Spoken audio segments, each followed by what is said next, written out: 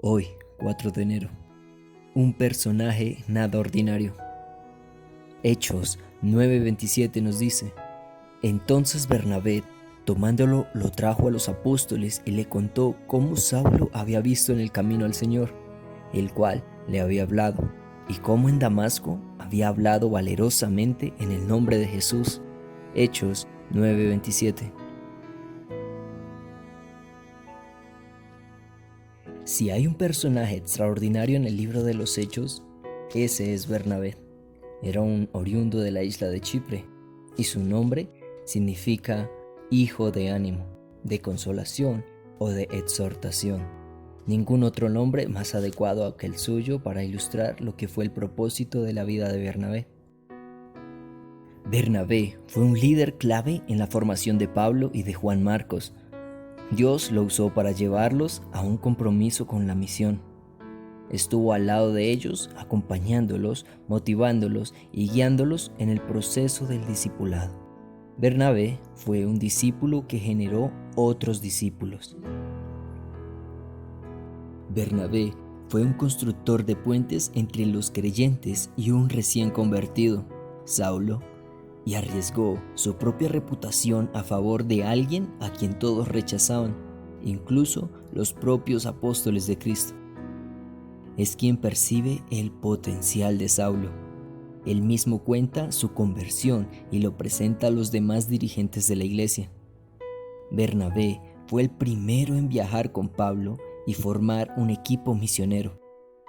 Recordemos que también fue el primero en donar su propiedad y ponerla al servicio de la iglesia. Es decir, era un hombre sensible a las necesidades de los hermanos y a la misión. Bernabé demuestra ser digno de confianza. Cuando en Antioquia el evangelio se extiende entre los gentiles, Bernabé se alegra y apoya el crecimiento. Busca a Saulo en Tarso y lo lleva como evangelista. Los dos se convierten en maestros y la iglesia se multiplica.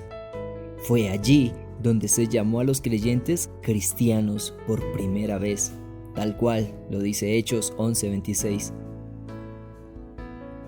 Bernabé es un siervo generoso, sensible, sacrificado, humilde y comprometido con la tarea de predicación.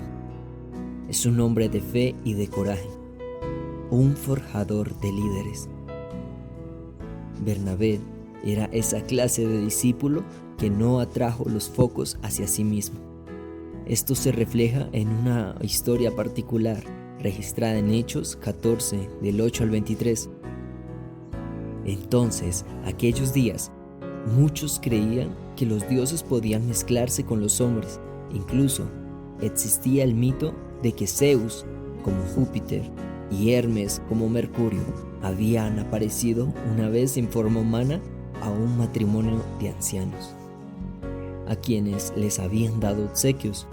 Era tal la influencia que en Listra, Bernabé y Pablo fueron recibidos como dioses.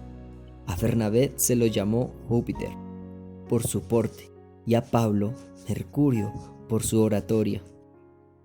Por supuesto, ambos rechazaron tal atribución. Nuestro proceder, nuestra vida, siempre ejercen influencia.